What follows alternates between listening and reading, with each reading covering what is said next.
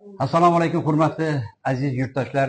Biz hozirgina Turkiya davlatining Istanbul shahrida o'tkazilgan xalqaro anjumandan qaytdik. Hozirgi mening suhbatdoshim Andijon viloyati Qo'rg'ontepa tumani kengashining deputati, tadbirkor Iftixor Jo'rayev bilan suhbatlashayapman. Iftixor aka, mana shu xalqaro anjumandan olgan taassurotlaringiz o'rtoqlashsangiz, marhamat. Assalomu alaykum, hurmatli yurtdoshlar. O'zbekiston Respublikasi Prezidenti, muhtaram Prezidentimiz Shavkat Miromonovich Mirziyoyev Turkiyaga qilgan rasmiy tashrifidan keyin mana 3 kun bo'ldi Turkiya davlatining Istanbul shahrida bo'lib turibmiz. Bugun mana Turkiy davlatlar hamdo'stligi 2026 ilmiy xalqaro konferensiya bo'lib o'tdi. Bu konferensiyani tashkil qilinishidan asosiy maqsad turk va o'zbek millatlarini o'rtasidagi do'stlikni yanada bir mustahkamlash, nafaqat ilmiy, qolaversa bu yerda tadbirkorlik yo'nalishlari bo'yicha ham suhbatlashib, o'zimizni hamkorlar bilan ko'p narsalarga, kelishuvlarga erishdik. Xudo xohlasa, o'ylaymanki, kelajakda davlatimizga, yurtimizga, respublikamiz tadbirkorlariga manfaatli bo'ladi degan umiddamiz.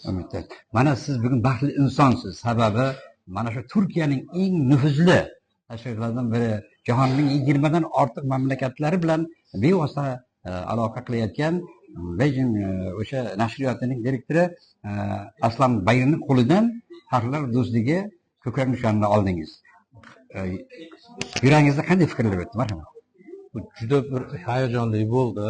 Bunaqa bir shunday bir katta insonlar bilan, ulug' insonlarni qo'lidan bir unaqa sovg'a olish, bunaqa ko'krak nishon olish bu o'zi bo'lmaydi. Hissiyotlarimiz baland, juda ham baland.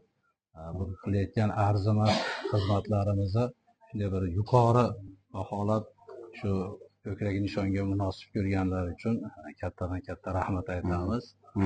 Hayajonlarimiz baland. Iftixor aka, men shu fursatdan foydalanib mana shu ko'krak nishon bilan tabriklayman. Hurmatli aziz yurtdoshlar, mana yuqorida ta'kidlagan edik, muhtaram yurtboshimizning joriy yilning 29-yanvar kunidagi Turkiya davlatiga rasmiy tashrifi barcha eshiklarni ochdi, barcha sohalar bo'yicha.